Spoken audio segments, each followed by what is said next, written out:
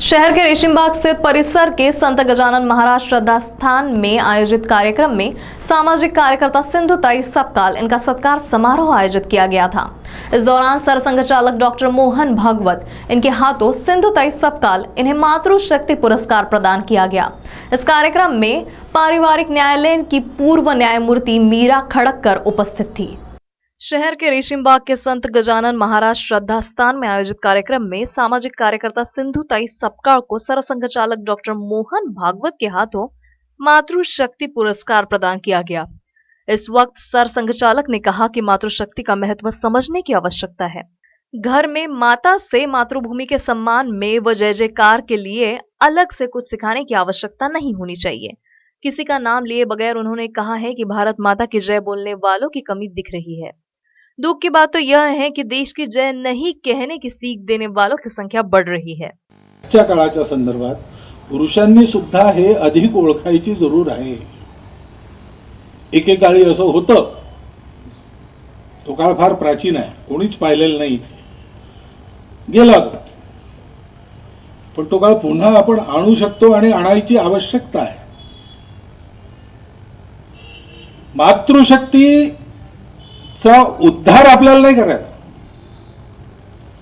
उद्धार करतरी तीच आहे स्वतः। आपण काय करणार?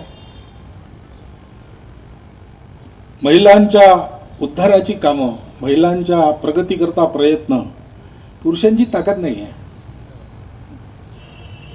पुरुषांनी फक्त करायचं आहे की त्या मातृशक्तीला कोंडून ठेवलेला आहे, बंधनात टाकलेला आहे, त्यांच्या पूर्ण अभिव्यक्तीला स्वातंत्र्य दिलेलं नाही। पूर्ण अभिव्यक्ती त्यांनी करावी अशी त्यांच्या मनाला बुद्धीला प्रेरणा प्रबोधनातून दिलेली नाही, ती द्यायची जरूर आहे। बाकी सगळं आपोआप ती करेल। हा भारत जगाला माणुसकी देऊ शकतो। आहे कशाला आपला देश? 2020 मध्ये भारत महाशक्ती होईल का? म्हणून महाशक्ती होईल। ज्यांना आज महाशक्ती म्हणतात त्यांनी जगाचा कोणता उपकार केला? महाशक्ती बनल्यानंतर आपल्या शक्तीचा त्यांनी उपयोग काय केला?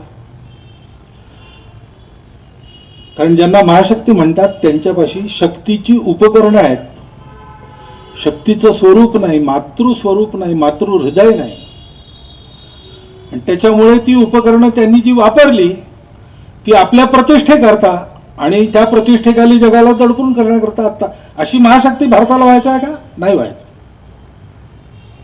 भारत मोठा होईल, महाशक्ती आजच्या अर्थाने सुद्धा बनेल, पण तो शक्ती बनेल, माता बनेल, सगळ्या जगाचं प्रतिपालन करणारी, दुष्टांना सुद्धा सुष्ट बनवून सुमार्गावर आणणारी अशी ही मातृशक्ती हे पुरुषांनी ओळखलं पाहिजे। भारत महाशक्ति बनेगा, इसके लिए देश में मातृशक्ति सशक्त होने की आवश्यकता है। प्रेम व सेवा मामले में व्यक्तिगत विचार व सोच हो सकती है, लेकिन देश प्रेम व सेना के मामले में विचार भिन्नता कैसे हो सकती है? कैमरा पर्सन रोशन बोकड़े के साथ क्षितिजा देशमुख की रिपोर्ट, सिटी विदर्भ न्यूज के लिए।